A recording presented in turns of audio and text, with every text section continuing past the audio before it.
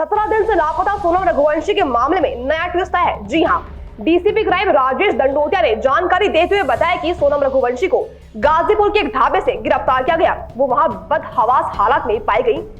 सोनम ने खुद फोन कर रात को 2 बजे अपने भाई को वीडियो कॉल पर अपने गाजीपुर में होने की जानकारी दी, जिसके बाद से मेघालय और इंदौर पुलिस गाजीपुर के लिए रवाना हो चुकी है। आइए जानते आगे डीसीपी राजेश दंडोतिया ने क्या कहा। एक इंदौर में नव दंपति थी। 11 मई को उनकी शादी हुई थी, सोनम रघुवंशी और राजा रघुवंशी।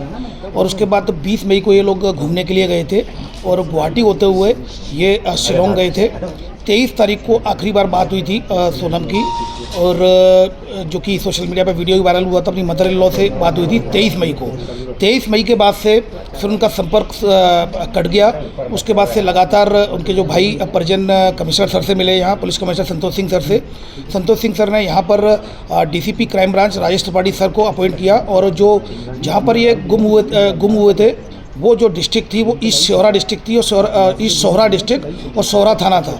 इसमें डीसीपी सर लगातार विवेक सर जो एसपी सोहरा थे, ईस्ट सोहरा, उनसे लगातार कांटेक्ट में थे, इंदौर पुलिस शिलोंग पुलिस के। फिर लगातार उनकी सर्चिंग चलती रही। सर्चिंग बड़े स्तर पर चलाई गई थी, जिसमें डीजीपी मध्य प्रदेश, डीजीपी मेघालय के संपर्क में थे। लगातार उनसे कम्युनिकेशन चल रहा था। और इसी दौरान सर्चिंग के दौरान 2 जून को श्री राजा रघुवंशी की डेड बॉडी मिल गई।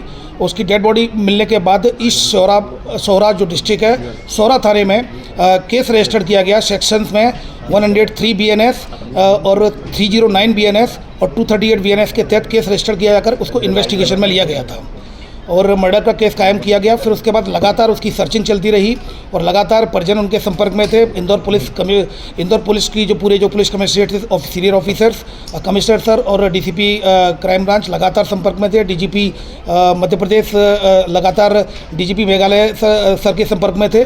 तो कम्युनिकेशन के दौरान तभी कल रात्रि में सूचना मिली कि सोनम रघुवंशी को गाजीपुर नंदबाग थाना से रिकवर कर लिया गया है। वहाँ से उनका फ़ोन पहुँचा था गोविंद के यहाँ, और खबर मिली, उसको बाइक के पास फ़ोन पहुँचा था और पुलिस के द्वारा सूचित किया गया। गाजीपुर पुलिस ने रिकवर कर लिया गया है सोनम रघुवंशी को।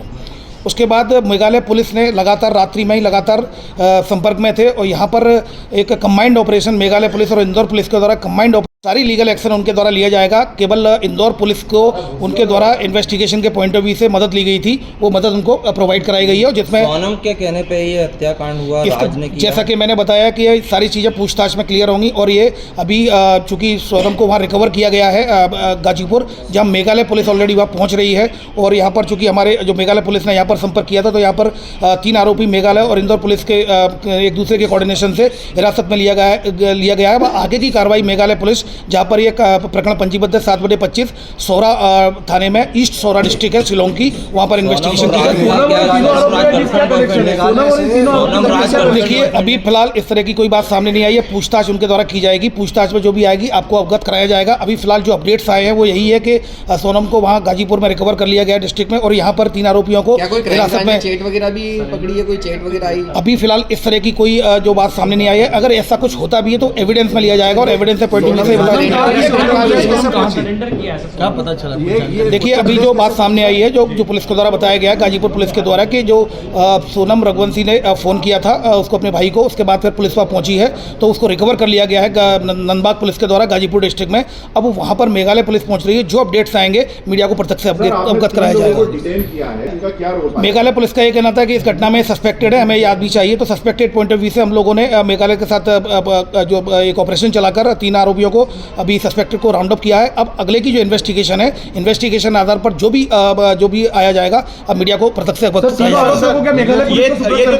निश्चित मेघालय पुलिस है ऑलरेडी, और मेघालय पुलिस लगातार साथ में काम कर रही है। अब आगे की जो कार्रवाई वो करेगी।